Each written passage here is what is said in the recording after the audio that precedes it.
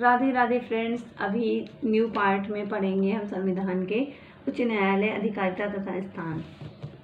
कलकत्ता नाम है, Calcutta high court उच्च न्यायालय। 1862 में स्थापना हुई। पश्चिम बंगाल, अंडमान एवं निकोबार द्वीप समूह इसके राज्य अधिकारिता क्षेत्र में आते हैं। मूल स्थान कोलकाता में है, पोर्ट ब्लेयर खंडपीठ में और जलपाईगुड़ी में भी इनकी खंडपीठ है। और बम्बई में 1862 ईस्वी में महाराष्ट्र, गोवा, दादरा एवं नगर हवेली, दमन एवं दीव, मुंबई, नागपुर, पणजी, औरंगाबाद। मद्रास में 1862 ईस्वी में तमिलनाडु, पांडिचेरी, पुदुचेरी, चेन्नई, मदुरई। और कर्नाटका में कर्नाटक 1884 ईस्वी में कर्नाटक, बेंगलुरु है। पटना में 1916 ईस्वी में बिहार और पटना है। ओडिशा में 1928 ईस्वी में ओडिशा, कटक है। गुवाहाटी 1928 ईस्वी में असम, नागालैंड, मिजोरम, अरुणाचल प्रदेश, गुवाहाटी, कोहिमा, आइजोल, ईटानगर। राजस्थान में 1950 ईस्वी में राजस्थान, जोधपुर और जयपुर।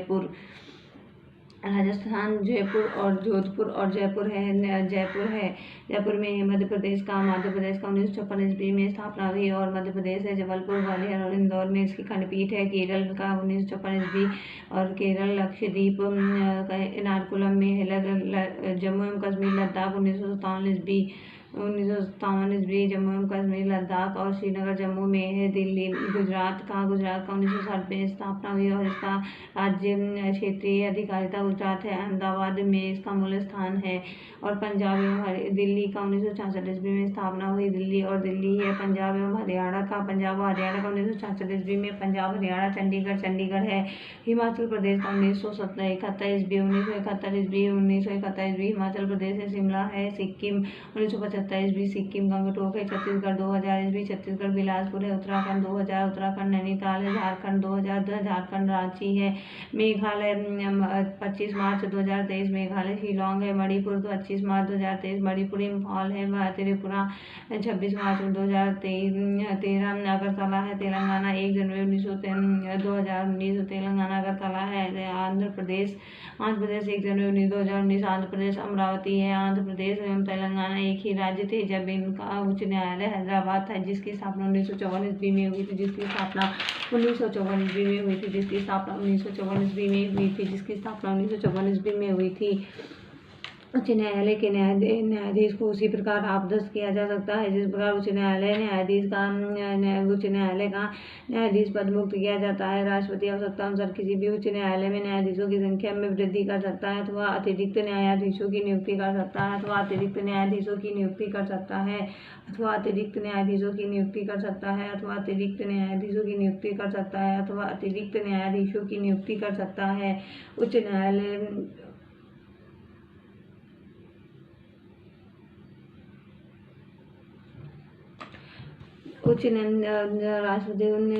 राष्ट्रपति आवश्यकता अनुसार किसी भी उच्च न्यायालय में न्यायाधीशों की संख्या में वृद्धि कर सकता है तो अतिरिक्त उच्च न्यायाधीशों की नियुक्ति कर सकता है। राष्ट्रपति उच्च न्यायालय के किसी अवकाश प्राप्त न्यायाधीश को भी उच्च न्यायालय के न्यायाधीश के रूप में कार्य करने का अनुरोध कर सकता है। उच्च न्यायालय के अभिलेख न्यायालय होता है। उच्च न्यायालय एक अभिलेख न्यायालय होता है। उसके निर्णय अधिकारिता माने जाते हैं और उसके आधार पर न्यायालय अपना निर्णय देते हैं। अनुच्छेद 215 में कहा गया, भारत के मुख्य न्यायाधीश से परामर्श कर राष्ट्रपति उच्च न्यायालय में किसी न्यायालय व स्थानांतरण किसी दूसरे न्यायालय में कर सकता है। उच्च न्यायालय का क्षेत्राधिकार प्रारंभिक क्षेत्राधिकार होता है। प्रारंभिक क्षेत्राधिकार जैसे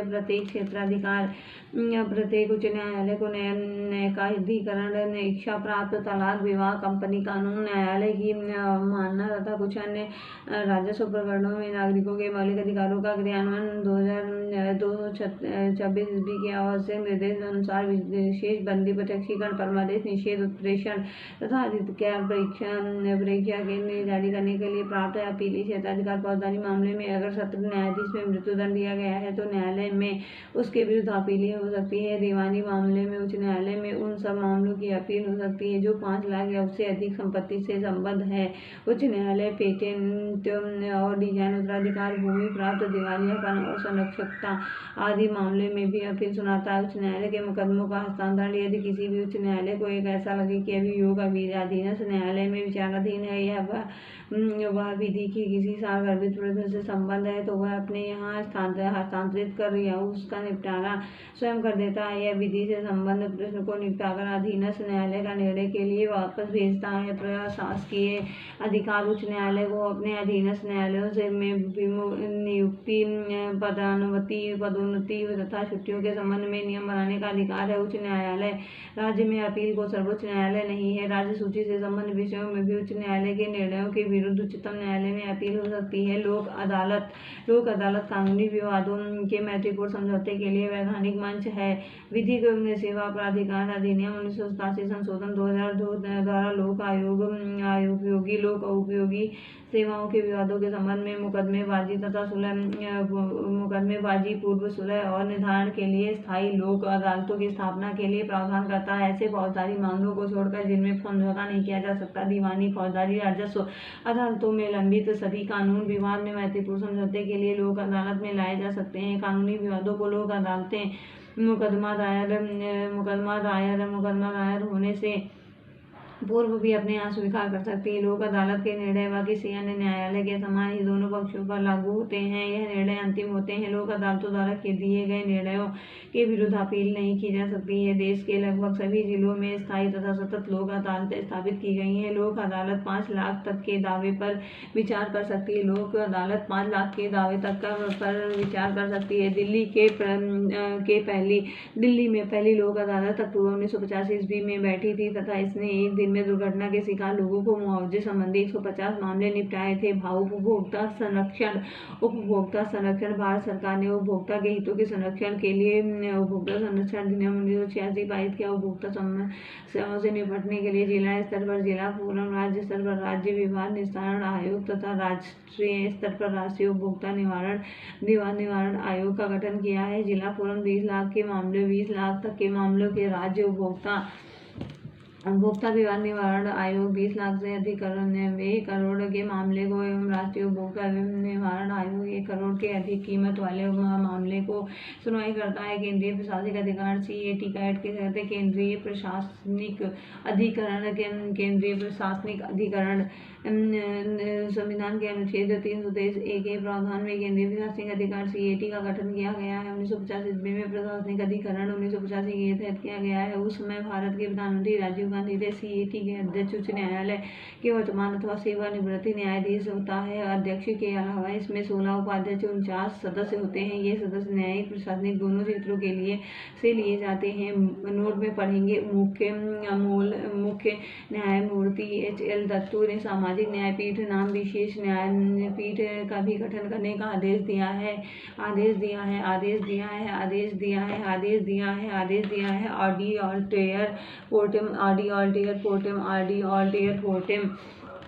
आर्डी ऑल्टेरम पार्टेम यह लैटिन कहावत है। यहाँ प्राकृतिक न्याय सिद्धांत है जिसका अर्थ है कोई भी व्यक्ति बिना सुनवाई के दंडनीय घोषित नहीं किया जाएगा। प्रेवेक्टिव किसे कहते हैं?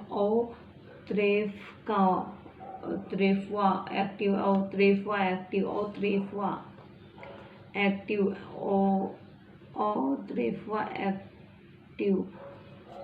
यह एक प्रतिवादी की याचिका है जिसमें कहा गया है कि उस पर पहले से ही किसी अपराध के लिए मुकदमा चलाया जा चुका है और उसे बरी कर दिया गया है। और नॉन बिस इन आइडेम इसका मतलब है एक ही के बारे में दो बार नहीं। सिद्धांत कहता है कि किसी को एक ही अपराध के लिए दो बार न्याय नहीं देना चाहिए। और कन्विक्ट यह एक प्रतिवादी याचिका है जिसमें कहा गया है उस पर पहले कि उसी अपराध के लिए मुकदमा चलाया जा चुका है और दोषी ठहराया जा चुका है।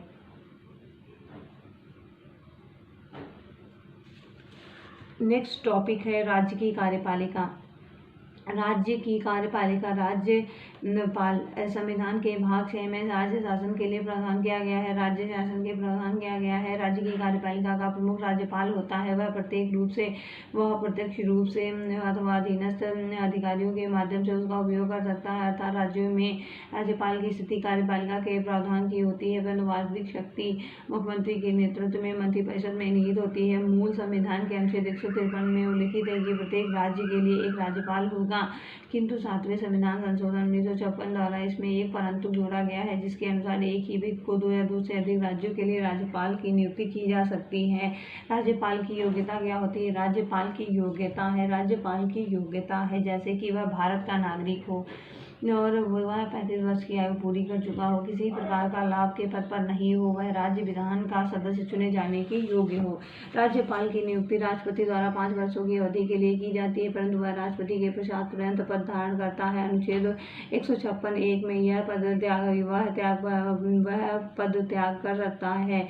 और नोट में हम पढ़ेंगे, भारत के संविधान में राज्यपाल को उसके पद से हटाने हेतु किसी भी प्रक्रिया का उल्लेख नहीं है। राज्यपाल का वेतन 3,50,000 मासिक है। यदि 2 या 2 से अधिक राज्यों का राज्यपाल है, तब उसे दोनों राज्यपालों का वेतन उस वेतन अनुपात में दिया जाएगा जैसा राष्ट्रपति निर्धारित करे। राज्यपाल पद ग्रहण करने से पूर्व न्यायालय में मुख्य न्यायाधीश अथवा वरिष्ठतम न्यायाधीश के सम्मुख अपने पद की शपथ लेता है। राज्यपाल की उन्मुक्तियां तथा विशेषाधिकार राज्यपाल की उन्मुक्तियां तथा विशेषाधिकार वह अपने पद की शक्तियों का प्रयोग कर कर्तव्यों का पालन के लिए न्यायालय के प्रति उत्तरदायी नहीं है। राज्यपाल की पदावधि के दौरान उसके विरुद्ध किसी भी न्यायालय में किसी भी प्रकार की आपराधिक कार्रवाई नहीं प्रारंभ की जा सकती है। जब वह पद पर हो तो उसकी गिरफ्तारी का आदेश किसी न्यायालय द्वारा जारी नहीं किया जा सकता है। राज्यपाल का पद ग्रहण करने से पूर्व व पश्चात उसके द्वारा किए गए कार्य के संबंध में कोई सिविल कार्रवाई करने से पहले उसे 10 मास पूर्व सूचना देनी पड़ती है। राज्यपाल की शक्तियां तथा उसके कार्य कार्यपालिका संबंधी कार्य होते हैं। राज्य के समस्त कार्यपालिका राज्यपाल के नाम से किए गए हैं। राज्यपाल मुख्यमंत्री को मुख्यमंत्री की सलाह और उसकी मंत्रिपरिषद के सदस्यों की नियुक्ति करता है तथा उन्हें पद और गोपनीयता की शपथ दिलाता है।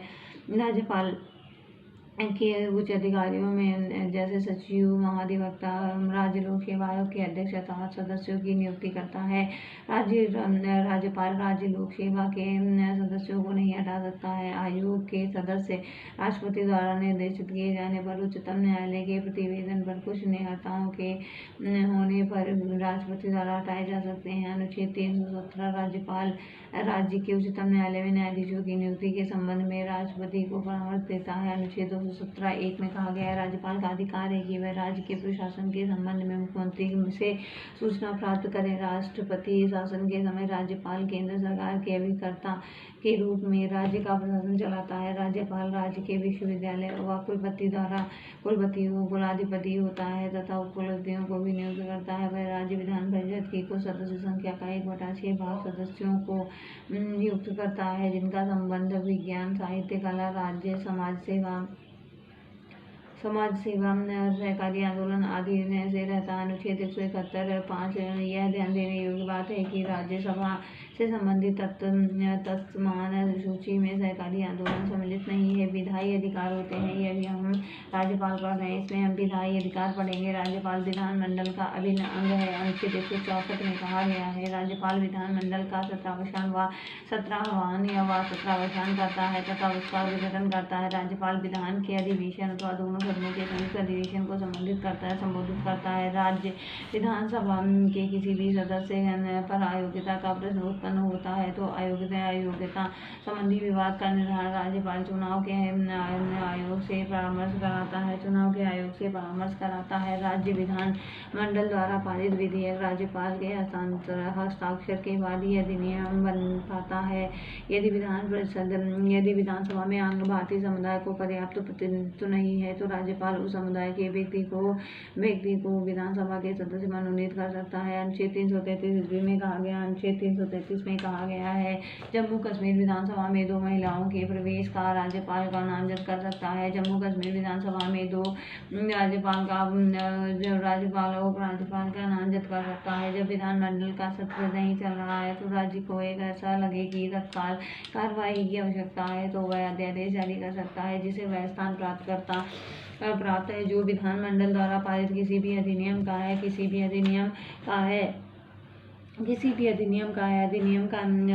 जब लगे विधानमंडल सत्र नहीं चल रहा है तो राज्यपाल का ऐसा लगे कि तत्कालीन कार्रवाई की आवश्यकता है वह पारित आवश्यकता है तो वह अध्यादेश जारी कर सकता है जिसे वह स्थान प्राप्त है जो विधानमंडल द्वारा पारित किसी भी अधिनियम का है। ऐसे अध्यादेश 6 माह के भीतर विधानमंडल द्वारा स्वीकृत होना आवश्यक है। यदि विधानमंडल में 6 सप्ताह के भीतर अपनी स्वीकृति नहीं देता है तो उस अध्यादेश की वैधता समाप्त हो जाती है। अनुच्छेद 213 में कहा गया राज्यपाल धन विधेयक के किसी विधेयक को पुनर्विचार के लिए राज्य विधानमंडल के पास भेज सकता है, परंतु राज्य विधानमंडल द्वारा इसे दोबारा पारित किए जाने पर वह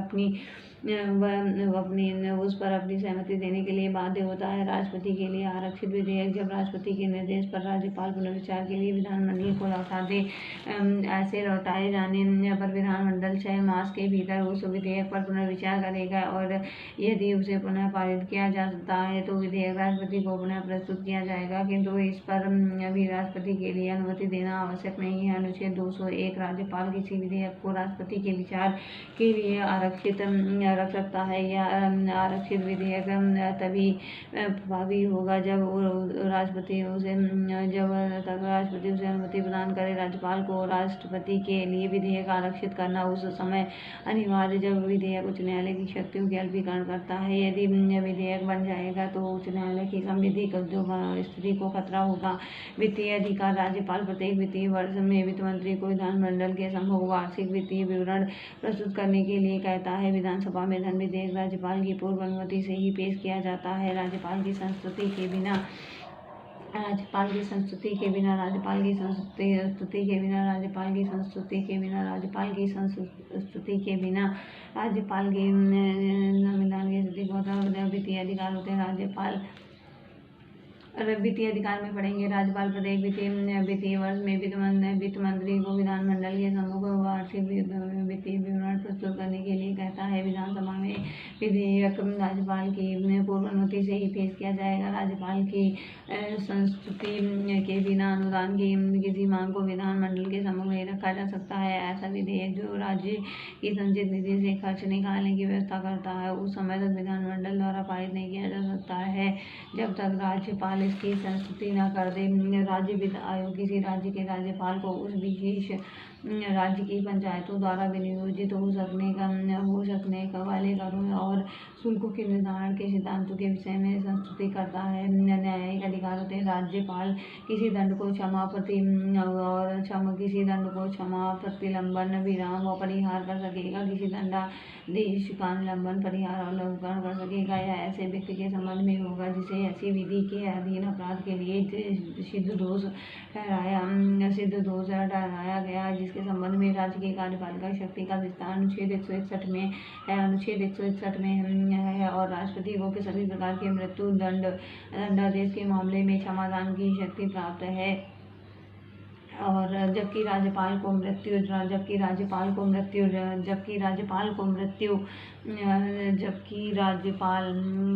व्यक्ति के संबंध में ऐसे विधि के अधीन अपराध के सिद्ध दोष ठहराया गया जिसके संबंध में राज्य की कार्यपालिका शक्ति का विस्तार है। राष्ट्रपति को सभी प्रकार के मृत्यु दंडादेश के मामले में क्षमादान की शक्ति प्राप्त है, जबकि राज्यपाल को मृत्यु दंडादेश के मामले में ऐसी शक्ति प्राप्त नहीं है। इस प्रकार राष्ट्रपति को सेवा न्यायालय कोर्ट मार्शल के दंडादेश के मामले में क्षमादान की शक्ति प्राप्त है, जबकि राज्यपाल को ऐसी कोई शक्ति प्राप्त नहीं है। आपात शक्ति जब राज्यपाल को यह समाधान हो जाता है कि ऐसी परिस्थितियां उत्पन्न हो गई हैं जिनमें राज्य का शासन संविधान के उपबंधों के अनुसार नहीं चलाया जा सकता, तो राष्ट्रपति को प्रतिवेदन भेजकर अनुच्छेद 356 में यह कह सकता है कि राष्ट्रपति राज्य के शासन के सभी प्रकार का कोई कृत्य ग्रहण कर ले। सामान्यतः राष्ट्रपति शासन कहा जाता है। राज्यपाल की नियुक्ति की स्थिति। यदि हम राज्यपाल की उपयुक्त अधिकारों की दृष्टि से बात करें तो ऐसा लगता है कि राज्यपाल एक बहुत शक्तिशाली अधिकारी है, किंतु वास्तविकता इसमें सबता भिन्न है। हमने संसदीय शासन प्रणाली को अपनाया जिसमें मंत्रिपरिषद विधानमंडल के प्रति उत्तरदायी होता है। अतः वास्तविक शक्तियाँ मंत्रिपरिषद में को प्राप्त होती है, न कि राज्यपाल को। राज्यपाल एक संवैधानिक प्रमुख होता है। के रूप में कार्य करता है, किंतु साधारण स्थितियों में उसे इच्छानुसार करने के अवसर प्राप्त हो सकते हैं। विधान परिषद। अब हम नेक्स्ट टॉपिक पढ़ेंगे विधान परिषद।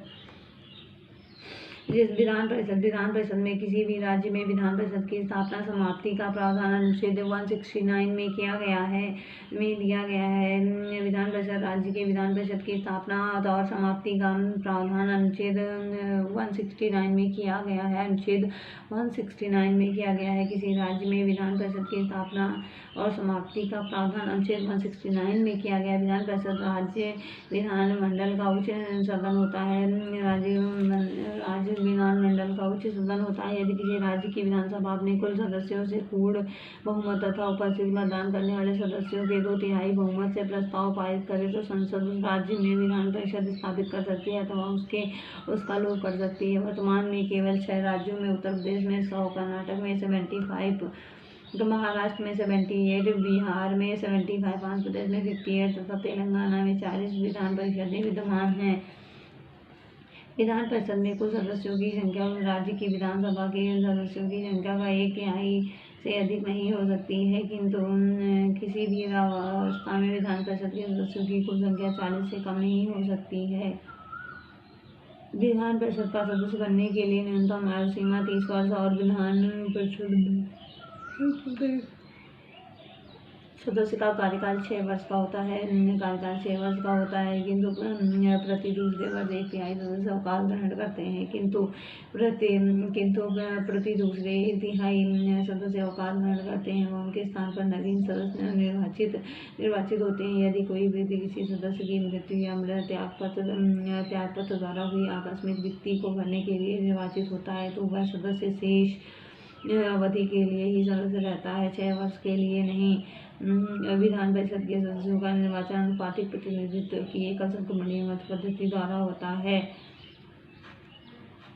विधान परिषद के कुल सदस्यों का 1/3 सदस्य राज्य के स्थानीय स्वशासी संस्थाओं के एक निर्वाचक मंडल द्वारा निर्वाचित होते हैं। 1/3 सदस्य राज्य की विधान परिषद के सदस्यों द्वारा निर्वाचित होते हैं। 1/12 सदस्य उन स्नातकों द्वारा निर्वाचित होते हैं जिन्हें कम से कम 3 वर्ष पूर्व स्नातक की उपाधि प्राप्त कर ली हो। 1/12 सदस्य उन अध्यापकों के द्वारा निर्वाचित होते हैं जो कम से कम 3 वर्ष के माध्यमिक पाठशालाओं व उनसे ऊंची कक्षाओं में शिक्षण ग्रहण कार्य कर रहे हों और तथा 1/6 सदस्यों का राज्यपाल उन व्यक्तियों को सम्मानित करता है जिन्हें साहित्य, कला, विज्ञान, सहकारिता आंदोलन या सामाजिक सेवा के संबंध में ज्ञान हो।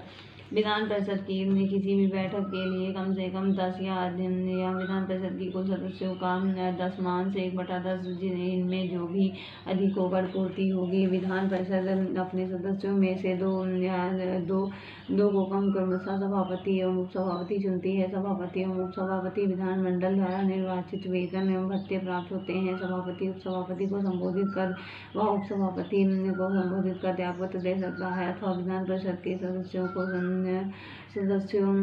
संबोधित कर त्यागपत्र दे सकता है अथवा मंत्रिपरिषद के सदस्यों को बहुमत से पारित प्रस्ताव द्वारा उसमें आपदस्थ किया जा सकता है, किंतु ऐसे किसी प्रस्ताव को लाने के लिए 14 दिनों पूर्व सूचना आवश्यक है। विधान परिषद का कार्यकाल 5 वर्ष का होता है। विधानसभा का कार्यकाल 5 वर्ष का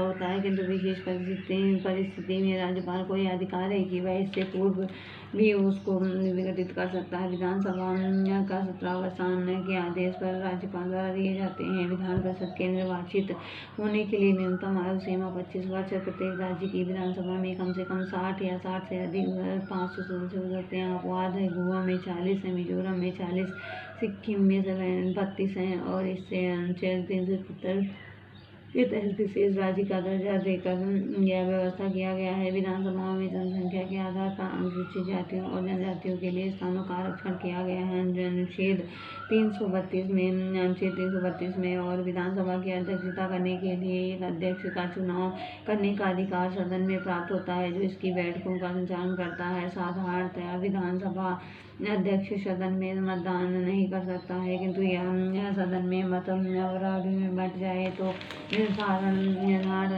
निर्णायक मत देता है। जबकि जब कभी अध्यक्ष को उसके पद से हटाने के लिए प्रस्ताव विचाराधीन हो तो उस सदन में बैठकों की अध्यक्षता नहीं कर सकता है। किसी विधेयक को जन विधेयक माना जाए अथवा नहीं, इसका निर्णय विधानसभा अध्यक्ष ही करता है। करता है।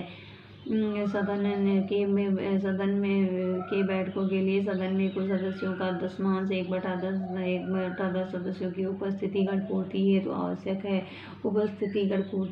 आवश्यक है। विधानसभा के अधिकार और कार्य बताइए। विधि निर्माण करना होता है। इसे राज्य सूची से संबंधित विषयों पर विधि निर्माण व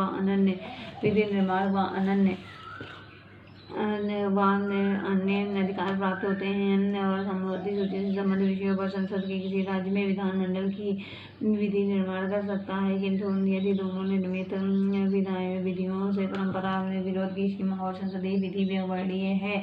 वित्तीय विषयों के संबंधित प्रक्रिया। राज्य विधानमंडल राज्य सरकार की वित्तीय अवस्था को पूर्णतः नियंत्रित कर सकता है। प्रत्येक वित्तीय वर्ष के प्रारंभ में विधानमंडल के सम्मुख वार्षिक वित्तीय विवरण अथवा बजट प्रस्तुत किया जा सकता है, जिसमें शासन की आय और व्यय का विवरण रहता है। बजट वित्त मंत्री द्वारा रखा जा सकता है, किंतु कोई भी विधेयक प्रारंभ में विधान परिषद में प्रस्तुत नहीं किया जा सकता है। जब विधान परिषद किसी धन विधेयक को पारित कर देती है तब वह विधान परिषद के पास भेजा जाता है। विधान परिषद को 114 दिन के भीतर विधानसभा को लौटाना होता है। लौटाना पड़ता है। विधान परिषद में उस विधेयक के संबंध में संस्तुतियां तो दे सकता है, किंतु वह न तो उसे स्वीकार कर सकती है और न ही संशोधन कर सकती है। विधान परिषद द्वारा पारित किए जाने के 14 दिनों के बाद विधेयक को दोनों सदनों द्वारा पारित समझ लिया जाता है, तब राज्यपाल को उस पर अपनी सहमति देनी पड़ती है। कार्यपालिका का नियंत्रण मंत्रिपरिषद सामूहिक रूप से विधानसभा के प्रति उत्तरदायी है। जब कभी मंत्रिपरिषद के विश्वास प्रस्ताव पारित किया जाता है तब सूचना मंत्रिपरिषद को त्यागपत्र देना पड़ता है। संवैधानिक संशोधन संघीय स्वरूप को प्रभावित करने वाले कोई भी संविधान संशोधन विधेयक संसद के दोनों सदनों के द्वारा पारित हो जाता है तो आधे से अधिक राज्यों के विधानमंडलों द्वारा उसकी पुष्टि आवश्यक है। विधान और विधान परिषद की सदस्य संख्या। विधानसभा और विधान परिषद की सदस्य संख्या उत्तर प्रदेश में 403 है और विधानसभा सदस्य संख्या उत्तर प्रदेश में 403 है और विधान परिषद की 100 है। पश्चिम बंगाल में 294 है।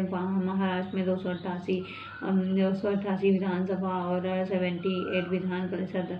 बिहार में 243 विधानसभा और 75 विधान परिषद। तमिलनाडु में 384 है। मध्य प्रदेश में 230 है। कर्नाटक में 284 विधानसभा की और 75 विधान परिषद की। राजस्थान में 200 है और गुजरात में 182, आंध्र प्रदेश में 175 और विधानसभा में 175 और विधान परिषद में 58 है और ओडिशा में 147 है। केरल में 140 है। असम में 126 है। तेलंगाना में 19 है। पंजाब में 117 है और हरियाणा में 90 है। छत्तीसगढ़ में 90 है। झारखंड में 81 है। उत्तराखंड में 70 है। हिमाचल प्रदेश में 68 है और मणिपुर में 68 है। त्रिपुरा में 60 है और मेघालय में 60 है। अरुणाचल प्रदेश में 60 है और नागालैंड में भी 60 है और मिजोरम में 40 है। गोवा में 40 है और सिक्किम में 32 है। संघीय प्रदेश। जम्मू कश्मीर में 90, पांडिचेरी में 23 है और दिल्ली में 70 है। निर्वाचन संबंधी अधिकार होते हैं। राष्ट्रपति के निर्वाचन में जितना मताधिकार संसद के दोनों सदनों के सदस्यों को प्राप्त होता है, उतना ही राज्यों के विधानसभाओं के निर्वाचित सदस्यों को प्राप्त होता है। राष्ट्रपति के अधिकारों की मासिक वेतन,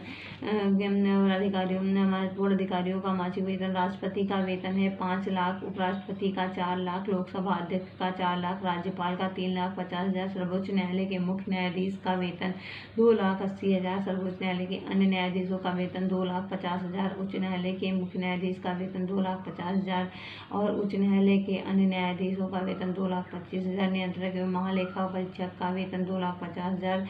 मुख्य चुनाव आयुक्त का वेतन 2,50,000।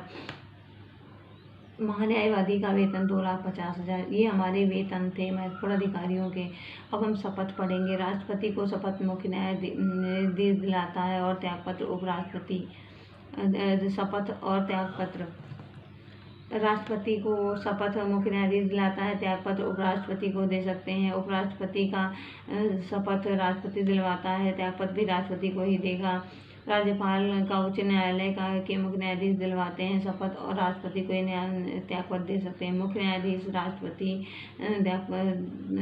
शपथ दिलवाते हैं, त्यागपत्र भी राष्ट्रपति को देंगे। प्रधानमंत्री की शपथ राष्ट्रपति दिलवाता और त्यागपत्र ये राष्ट्रपति को ही देगा। लोकसभा अध्यक्ष की शपथ नहीं होता है, उपाध्यक्ष होता है और इसका अध्यक्ष त्यागपत्र ये उपाध्यक्ष को दे सकता है। अब हम पढ़ेंगे मुख्यमंत्री। मुख्यमंत्री की नियुक्ति राज्यपाल द्वारा की जाती है। साधारणतः वैसे व्यक्ति को मुख्यमंत्री नियुक्त किया जाता है जो विधानसभा में बहुमत दल का नेता होता है। मुख्यमंत्री ही शासन का प्रमुख प्रवक्ता और मंत्री परिषदों की बैठकों की अध्यक्षता करता है। मंत्रिपरिषद के निर्णयों को मुख्यमंत्री ही राज्यपाल तक पहुंचाता है। संविधान संशोधन अधिनियम 2003 के अनुसार मुख्यमंत्री सहित अन्य महत्वपूर्ण मंत्री का आकार राज्य की विधानसभा की बहुमत सदस्य के 15% से अधिक नहीं होगी, लेकिन मुख्यमंत्री सहित संपूर्ण मंत्रिपरिषद की कुल संख्या 12 से कम नहीं होनी चाहिए। जब कभी राज्यपाल कोई बात मंत्रिपरिषद तक पहुंचाना चाहता है तो वह मुख्यमंत्री के द्वारा ही यह कार्य करता है। राज्यपाल के बारे में अधिकारों का प्रयोग मुख्यमंत्री ही कर सकता है। अनुच्छेद 267 में मुख्यमंत्री के कार्यों को परिभाषित करता है। और हम पढ़ेंगे केंद्र शासित प्रदेश। केंद्र शासित प्रदेशों का शासन राष्ट्रपति के द्वारा चलाया जाता है और इस बारे में जहाँ तक उचित समझे अपने द्वारा नियुक्त प्रशासक के माध्यम से कार्य करते हैं। अंडमान एवं निकोबार, दिल्ली, पांडिचेरी, जम्मू एवं कश्मीर और लद्दाख प्रशासकों को राज्यपाल कहा जाता है। चंडीगढ़ का प्रशासक मुख्य आयुक्त कहलाता है। इस प्रकार इस समय पंजाब का राज्यपाल ही चंडीगढ़ के प्रशासनिक यानी कि मुख्य चुनाव आयुक्त होता है। और अनुच्छेद 239 के 5 भाग में के तहत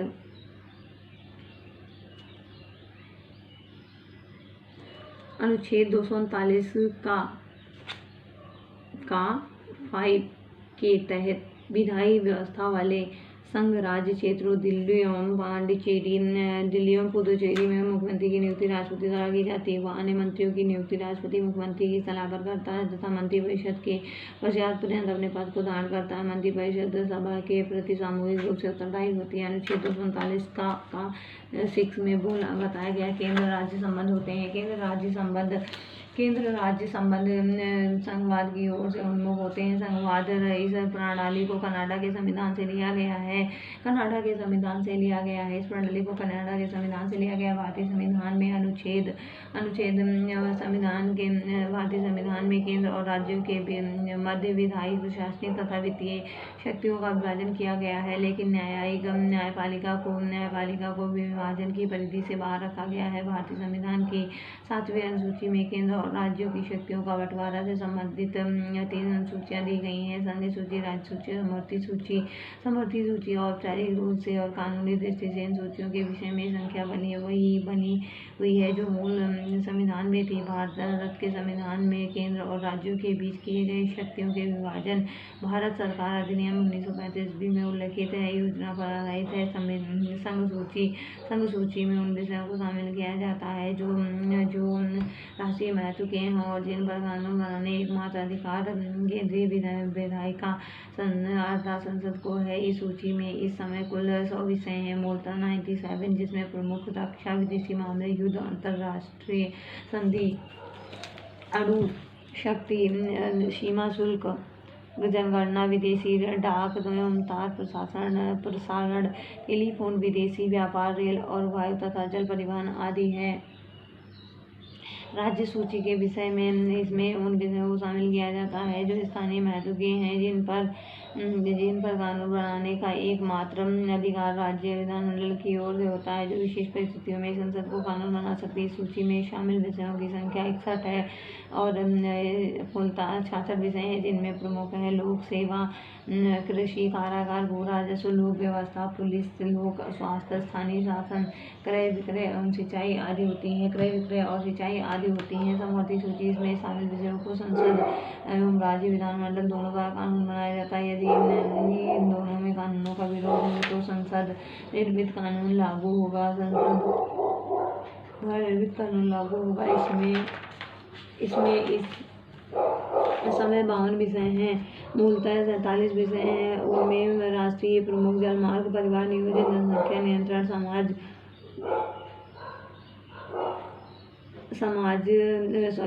जनसंख्या नियंत्रण, समाचार पत्र, कारखाना, शिक्षा, आर्थिक और सामाजिक योजना बना रही है। संविधान के 42वें संविधान संशोधन 1976 के द्वारा वन, शिक्षा, जनसंख्या नियंत्रण व परिवार नियोजन, बाट व माप, जानवर व पक्षियों की सुरक्षा आदि विषयों को समवर्ती सूची में शामिल किया गया है। अवशिष्ट विधायी शक्तियाँ, जिन विषयों को संघ सूची व राज्य सूची और समवर्ती सूची में शामिल नहीं किया गया है, उन पर कानून बनाने का अधिकार संसद को प्रदान किया गया है। अब भी अंतिम प्रविष्टि की संख्या 97 है, 97 है। अब भी अंतिम प्रविष्टि की संख्या 97 है, लेकिन कुल संख्या 100 है। प्रविष्ट संख्या 2 का और 92 का तथा 92 का जोड़ा गया है और प्रविष्ट 33 को हटाया गया है। जब अभी अंतिम प्रविष्टि 66 है, प्रविष्टि संख्या 11, 19, 20 और 29 और 36 को हटाया गया है। अब भी अंतिम प्रविष्टि संख्या 47 है, लेकिन इनमें कुल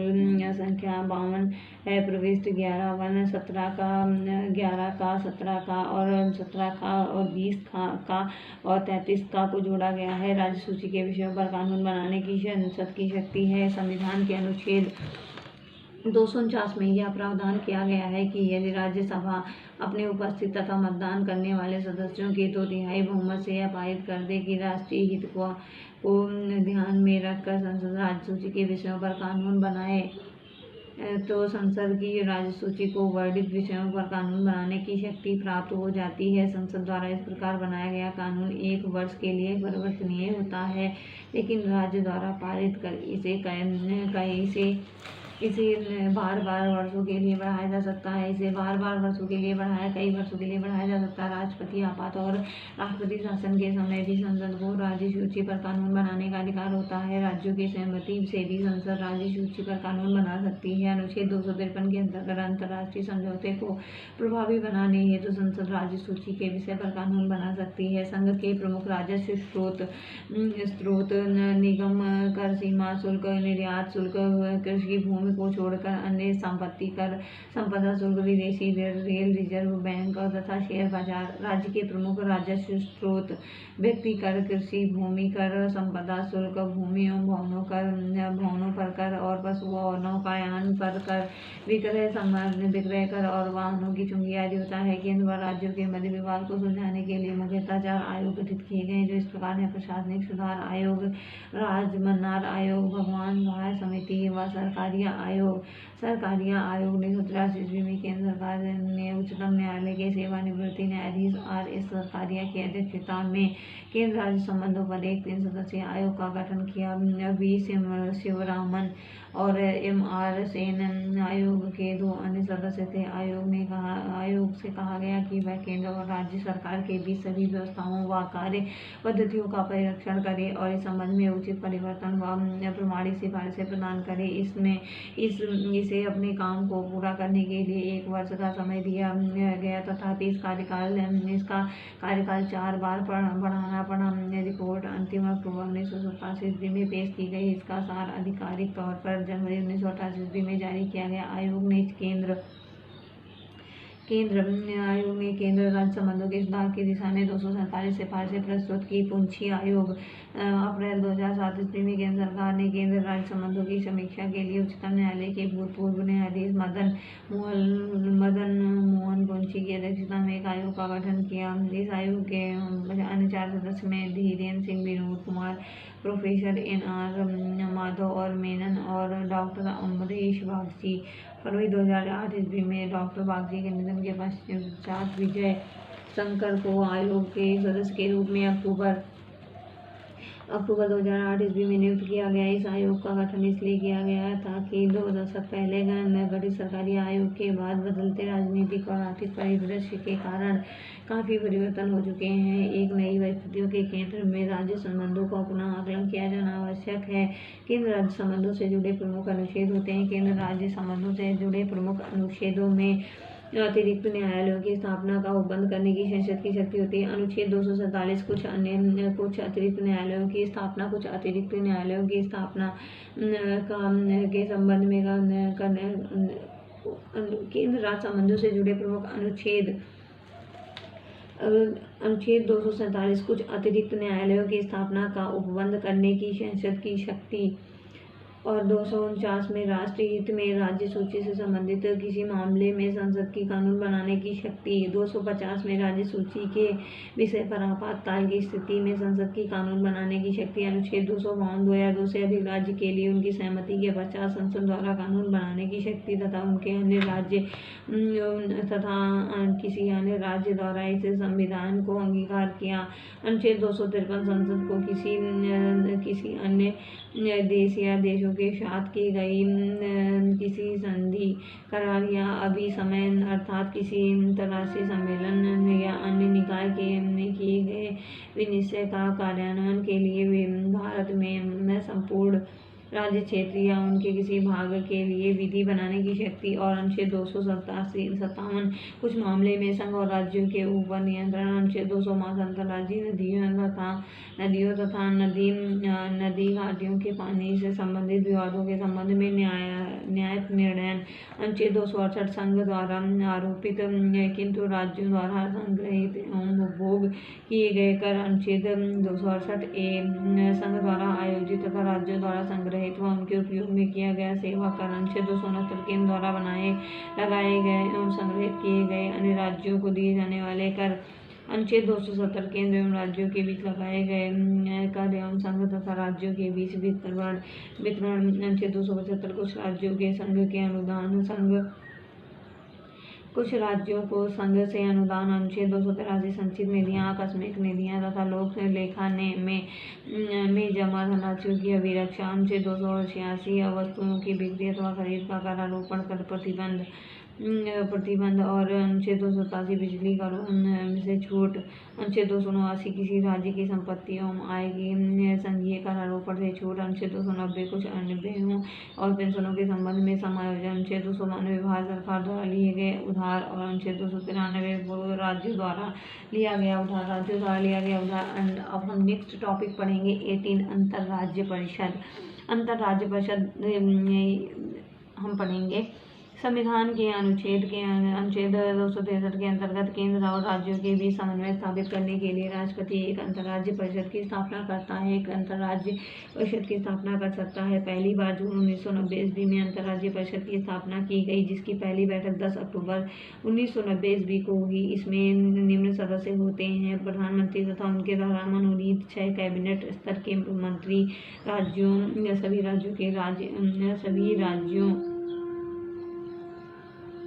प्रधानमंत्री तथा उनके द्वारा मनोनीत 6 कैबिनेट स्तर के मंत्री, सभी राज्यों एवं संघ राज्य क्षेत्रों के मुख्यमंत्री और राज्य क्षेत्रों के प्रशासक। अंतर्राज्यीय परिषद की बैठक वर्ष में 3 बार आयोजित की जाती है, जिसकी अध्यक्षता प्रधानमंत्री और उनकी अनुपस्थिति में प्रधानमंत्री द्वारा नियुक्त कैबिनेट स्तर का मंत्री करता है। मंत्रिपरिषद की बैठक के लिए आवश्यक है कि कम से कम 10 सदस्य अवश्य उपस्थित हों।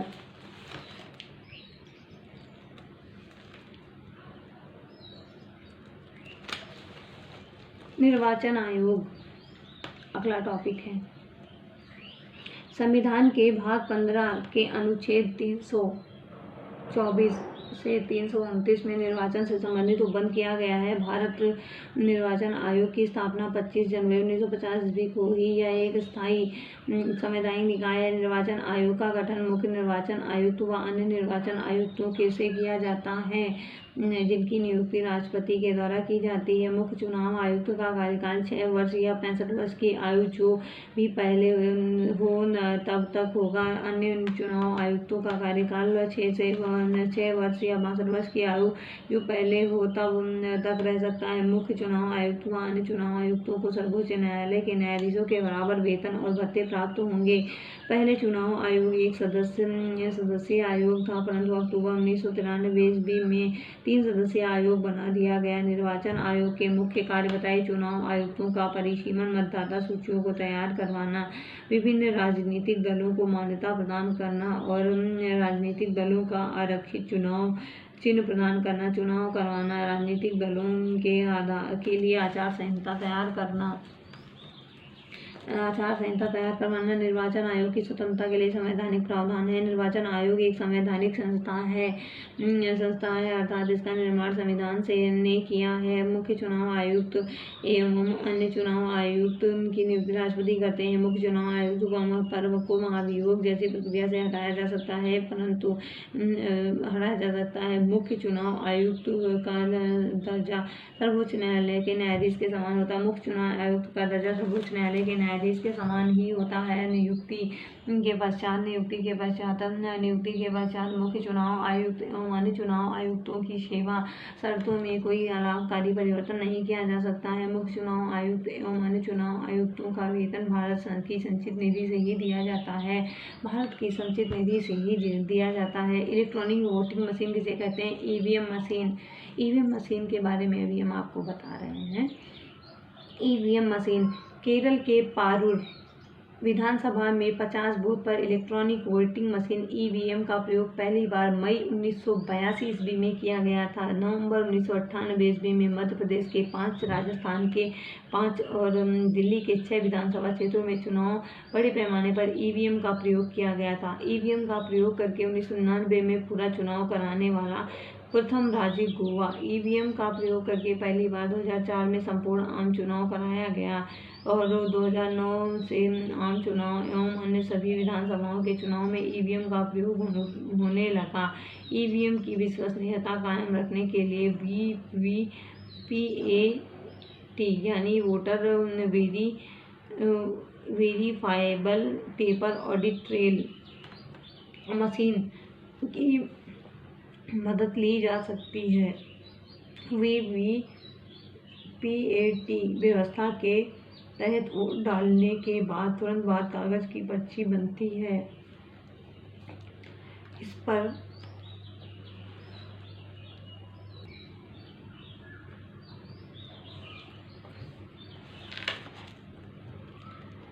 ईवीएम मशीन केरल के पारूर विधानसभा क्षेत्र के 50 बूथ पर इलेक्ट्रॉनिक वोटिंग मशीन ईवीएम का प्रयोग पहली बार मई 1982 ईस्वी में किया गया।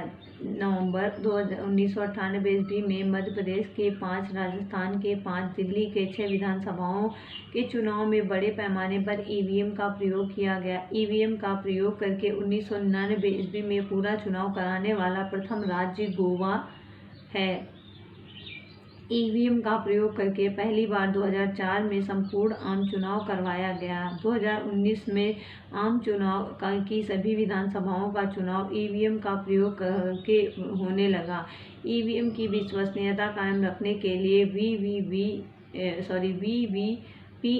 यानी voter verifiable paper audit trail machine की मदद ली जा रही है। वीवीपीएटी व्यवस्था के तहत वोट डालने के तुरंत बाद कागज की पर्ची बनती है। इस पर जिस उम्मीदवार को वोट दिया है उसका नाम और चुनाव चिन्ह छपा होता है। सबसे पहले इसका इस्तेमाल नागालैंड के चुनाव में 2013 ईस्वी में हुआ। राष्ट्रीय दल का दर्जा हासिल करने के लिए आवश्यक बातें। पिछले आम चुनाव या विधानसभा चुनाव में संबंधित पार्टी के उम्मीदवारों को 4 या इससे अधिक राज्यों में कुल वैध वोटों में से 6% से कम वोट ना मिले हों 6% से कम वोट ना मिले हों या पार्टी किसी 4 उम्मीदवार आम चुनाव या विधानसभा चुनाव में जीते हों। पिछले चुनाव में लोकसभा की 2% सीटों पर जीत हासिल की हो या कम से कम 3 राज्यों में संबंधित पार्टी के उम्मीदवारों ने जीत हासिल की हो। कम से कम 4 राज्यों में संबंधित पार्टी को राज्य की पार्टी का दर्जा हासिल हो। वर्तमान में मान्यता प्राप्त राष्ट्रीय राजनीतिक दल हैं। भारतीय जनता पार्टी का चुनाव चिन्ह कमल है। भारतीय राष्ट्रीय कांग्रेस का पंजा है। भारतीय बहुजन समाज पार्टी हाथी असम को छोड़कर और भारतीय कम्युनिस्ट पार्टी मार्क्सवादी हंसिया हथौड़ा एवं तारा। नेशनल पीपल्स पार्टी पुस्तक। आम आदमी पार्टी झाड़ू। मतदाता का फोटो युक्त पहचान पत्र। निर्वाचन आयोग द्वारा 1993 ईस्वी में चुनाव में जाली मतदान और कुछ मतदाताओं पर नियंत्रण करने के लिए मतदाताओं के फोटो युक्त पहचान पत्र का उपयोग किया गया। पंजीकृत मतदाताओं को फोटो युक्त पहचान पत्र जारी करने का आधार मतदाता सूची है। सामान्य रूप से प्रति वर्ष इस मतदाता सूची में संशोधन किया जाता है और नवंबर की पहली तारीख पात्रता तिथि मानी जाती है। इस तिथि को 18 वर्ष की आयु पूरी करने वाले या इससे अधिक आयु का प्रत्येक भारतीय नागरिक मतदाता सूची में शामिल होने का पात्र होता है और वह इसके लिए आवेदन कर सकता है। एक बार सूची में पंजीकृत हो जाने के बाद वह फोटो युक्त पहचान पत्र प्राप्त करने का पात्र हो जाता है। मतदान का अधिकार कानूनी अधिकार है, यह मौलिक अधिकार नहीं है। क्षेत्रीय दल व उनका चुनाव चिन्ह। तेलुगु देशम साइकिल है आंध्र प्रदेश का। Samajwadi party cycle Uttar Pradesh. असम गणराज्य हाथी असम। झारखंड मुक्ति मोर्चा तीर कमान झारखंड। लोक जन पार्टी बांग्ला बिहार। तेलंगाना राष्ट्र संघ। तेलंगाना राष्ट्र कार तेलंगाना में है। Panthers party cycle Jammu Kashmir. National Congress का हल है जम्मू कश्मीर। राष्ट्रीय जनता दल लालटेन बिहार झारखंड और राष्ट्रीय जनता दल का लालटेन बिहार और झारखंड में है। शिवसेना तीर कमान Maharashtra. All India Forward Bloc शेर पश्चिम बंगाल। अन्ना द्रविड़ मुन्नेत्र कंगड़म पार्टी 2 पत्ती इसका चुनाव चिन्ह है और तमिलनाडु में है। और महाराष्ट्रवादी गोमांतक पार्टी शेर गोवा में है। सिक्किम संग्राम परिषद हाथी सिक्किम में है। द्रविड़ मुन्नेत्र कंगड़म पार्टी उगता सूरज तमिलनाडु पौंडीचेरी में है और पुदुचेरी में है। नागालैंड पीपल्स काउंसिल मुर्गा है नागालैंड। अकाली दल बादल तराजू पंजाब। जनता दल यू तीर बिहार झारखंड। मुस्लिम लीग सीडी केरल। लोक सेवा आयोग व अन्य एवं राज्य लोक सेवा आयोग भारत में 1919 ईस्वी में भारत सरकार अधिनियम के अधीन सर्वप्रथम 1926 ईस्वी में लोक सेवा आयोग की स्थापना की गई थी। लोक सेवा आयोग की स्थापना के लिए 1926 ईस्वी में विधि आयोग ने सिफारिश की थी। संघ लोक सेवा आयोग के अध्यक्ष तथा सदस्यों की नियुक्ति राष्ट्रपति द्वारा की जाती है। संघ लोक सेवा आयोग के सदस्यों की संख्या निर्धारित करने की शक्ति राष्ट्रपति को है। वर्तमान में इनकी संख्या 10 है। संघ लोक सेवा आयोग के अध्यक्ष और सदस्यों की नियुक्ति 6 वर्षों के लिए की जाती है। यदि वह 6 वर्षों के अंदर 65 वर्ष की आयु पूरी कर लेता है तो वह पद से मुक्त हो जाता है। राज्य लोक सेवा आयोग के अध्यक्ष और सदस्यों की नियुक्ति राज्यपाल के द्वारा की जाती है, परंतु इसे हटाने का अधिकार राज्यपाल को नहीं है। राज्य लोक सेवा आयोग के अध्यक्ष और सदस्यों का कार्यकाल 6 वर्ष या 62 वर्ष की उम्र तक हो सकता है। इन दोनों में जो पहले पूरा कार्यकाल के बीच पहले पूरा होता है उसी के तहत अवकाश ग्रहण करते हैं, परंतु उन्हें कार्यकाल के बीच में उच्चतम न्यायालय के प्रतिवेदन पर कुछ निहिरताओं के होने पर संविधान के अनुच्छेद 317 के अंतर्गत राष्ट्रपति हटा सकते हैं। अब हम नेक्स्ट टॉपिक पढ़ेंगे वित्त आयोग। वित्त आयोग। संविधान के अनुच्छेद 280 में वित्त आयोग के गठन का प्रावधान किया गया है। वित्त आयोग के गठन का अधिकार राष्ट्रपति को दिया जाता है। वित्त आयोग में राष्ट्रपति द्वारा एक अध्यक्ष और 4 अन्य सदस्य नियुक्त किए जाते हैं। भारतीय संविधान के अनुच्छेद 281 के तहत राष्ट्रपति वित्त आयोग की सिफारिशों को संसद के प्रत्येक सदन के समक्ष रखवाता है। राज्य वित्त आयोग का गठन भारतीय संविधान के अनुच्छेद 243 के द्वारा किया जाता है। वित्त आयोग वित्तीय प्रशासन में पारदर्शिता सुनिश्चित करता है। वित्त आयोग के प्रमुख कार्य वित्त आयोग के संघ द्वारा राज्य के बीच करों की शुद्ध आगमों का वितरण तथा राज्यों के बीच ऐसे आगमों का आवंटन किया जाता है जो वित्त आयोग की भारत की संचित निधि में से राज्य के राजस्व में सहायता अनुदान को शासित करने वाले सिद्धांतों के बारे में बताता है। राज्य वित्त आयोग द्वारा की गई सिफारिशों के आधार पर राज्य के नगर पालिकाओं और पंचायतों के संसाधनों की पूर्ति के लिए राज्य की संचित निधि में संवर्धन के लिए जरूरी उपाय करता है। राष्ट्रपति के द्वारा वित्त आयोग को सुदृढ़ वित्त के हित में निर्दिष्ट कोई अन्य विषय सौंपे जाने पर वित्त आयोग अपनी सलाह देता है। 15वें वित्त आयोग द्वारा प्रयुक्त हस्तांतरण सूत्र। राज्यों को धन आवंटित करने के लिए मापदंड है। जनसंख्या 2011 भार है 15.0 और टिप्पणियां पिछले वित्त आयोग की तुलना में इस बार 1971 की आबादी कोई भी भारांश नहीं है। समग्र जनसंख्या भारांश को 27.5% से घटाकर 15% कर दिया गया है। क्षेत्र 15.0 भारांश वही है और वन एवं पारिस्थितिकी 15.0 भारांश बढ़ा दिया गया है। 7.5 से 10% हो गया है। आय अंतर अर्थात राज्यों की प्रति व्यक्ति आय के आधार पर कम से कम PCI वाले राज्यों को हस्तांतरण 45.0 भारांश कम 50 से 45% कर दिया जाता है। जनसांख्यिकीय प्रदर्शन कुल प्रजनन दर के आधार पर 12.5 नया मापदंड आरंभ किया गया है। कर प्रयास 2.5 नया मापदंड आरंभ किया गया है। यह अंतिम बार में वित्त आयोग द्वारा उपयोग किया गया है। कुल है 100.0 पिछले वित्त आयोगों के विपरीत 15वां वित्त आयोग अनुशंसाएं करने के लिए 1971 ईस्वी में जनगणना के आंकड़ों की अपेक्षा 2011 जनगणना के आंकड़ों का उपयोग कर रहा है।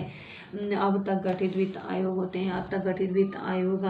हैं। पहला वित्त आयोग 1991 में केसी न्योगी 1952 से 1957, दूसरा वित्त आयोग 1956 से के संथाना में 1957 से 52 है, तीसरा 1960 से ए के चंदा 1965 से 66 है, चौथा 1964 है डॉक्टर PV राजबन्ना 1966 से 69 है, पांचवा 1968 महावीर त्यागी 1969 से 74 है, छठा 1972 P ब्रह्मानंद रेड्डी 1974 से 79, सातवां 1977 JP सेलट 1979 से 84, आठवां 1982 YP चौहान 1985 1989, नौवां 1987 NK P सालवे 1989 1985, 10वां 1992 और केसी पंत 1995 से 2000 है, 11वां 1998 प्रोफेसर AK खुसरो 2000 से 2005 है और 12वां 2023 में डॉक्टर सी रंगराजन 2005 से 10 होता है, 13वां 2007 डॉक्टर विजय L केलकर 2010 से 15 है, 14वां 2017 YV रेड्डी 2015 से 20 है और 15वां 2017 से स्टार्ट है NK सिंह है वित्त आयोग के अध्यक्ष और 2021 से 26 तक चलेगा। अब हम नेक्स्ट टॉपिक में पढ़ेंगे वस्तु एवं सेवा परिषद। वस्तु एवं सेवा परिषद संविधान के 101 में संविधान संशोधन 2016 के द्वारा देश में वस्तु एवं सेवा GST लागू किया गया है। वस्तु एवं सेवा में सुगमता को प्रशासनिक को प्रस्तावित करने के लिए केंद्र और राज्यों के बीच समन्वय एवं सहयोग को संशोधन के अंतर्गत वस्तु एवं सेवा परिषद की स्थापना का प्रावधान किया गया है। इसके लिए संविधान में एक नया अनुच्छेद 279 जोड़ा गया है। यह अनुच्छेद राष्ट्रपति को GST परिषद की स्थापना करने की शक्ति प्रदान करता है। 15 सितंबर 2016 ईस्वी को जारी राष्ट्रपति के आदेश द्वारा GST परिषद की स्थापना हुआ है। परिषद का सचिवालय दिल्ली में स्थित है। केंद्रीय राजस्व सचिव परिषद का पदेन सचिव होता है पर मंत्री परिषद केंद्र एवं राज्यों का एक संयुक्त फोरम है जिसके निम्नलिखित सदस्य होते हैं: केंद्रीय वित्त मंत्री, अध्यक्ष और अध्यक्ष राज्य राजस्व अथवा वित्त के प्रभारी केंद्रीय मंत्री व प्रत्येक राज्य के वित्त अथवा करारोपण के राज्य सरकार द्वारा नामित अन्य विभाग के मंत्री आदि होते हैं। मंत्रिपरिषद के राज्यों से नामित सदस्य आपस में किसी को परिषद का अध्यक्ष चुनते हैं। अप्रत्यक्ष कर एवं सीमा शुल्क बोर्ड के अध्यक्ष को परिषद की हर बैठक में स्थायी आमंत्रित रूप से शामिल करने का निर्णय लिया गया है, लेकिन इसे मतदान का अधिकार नहीं होगा। परिषद का प्रत्येक निर्णय बैठक में उपस्थित सदस्यों के भारित मतों के 3/4 बहुमत से लिया जाता है। निर्णय निम्न सिद्धांतों के अनुसार लिए जाते हैं। केंद्र सरकार के मतों का भार बैठक में दिए गए कुल मतों की 1/3 के बराबर होगा तथा समस्त राज्य सरकारों के मत का भार बैठक में दिए गए कुल मतों की 2/3 के बराबर होगा। परिषद के किसी कार्यवाही का ज्ञानारोपण अमान्य नहीं किया जाएगा। परिषद के संविधान में कोई रिक्त अथवा दोष देने अथवा परिषद में कोई प्रक्रिया नियमित जिससे मामले की योग्यता प्रभावित नहीं होती है। अनुच्छेद 279A(4) के अनुसार जीएसटी परिषद का एक कार्य केंद्र और राज्यों को महत्वपूर्ण मामलों में सिफारिश करना, जैसे केंद्र राज्य अस्थायी करों के कर, उपकर और अधिभार को जीएसटी में शामिल किया जाएगा। उत्पाद और सेवाएं या तो जीएसटी योग्य हैं या जीएसटी युक्त हैं। न्यूनतम टर्नओवर राशि उसके नीचे वस्तुएं और सेवाएं जीएसटी छूट के अधीन है। प्राकृतिक आपदा के दौरान अधिक धन जुटाने के लिए पूर्व निर्धारित समय अवधि के लिए एक विशेष दर कीमतों में जीएसटी बैंड और न्यूनतम कीमतें शामिल हैं। और नोट में हम पढ़ेंगे परिषद 5 साल की अवधि के लिए जीएसटी लागू होने के कारण राज्यों को हुई क्षति की पूर्ति के लिए अनुशंसा करेगा। इसी अनुशंसा के आधार पर संसद क्षतिपूर्ति का निर्धारण करती है। अभी हमने 22 टॉपिक कंप्लीट कर लिए हैं भारतीय संविधान के। अभी हमारे 22 टॉपिक ही कंप्लीट हो पाए हैं। मिलते हैं अगले वीडियो में, तब तक के लिए राधे राधे, नमस्कार।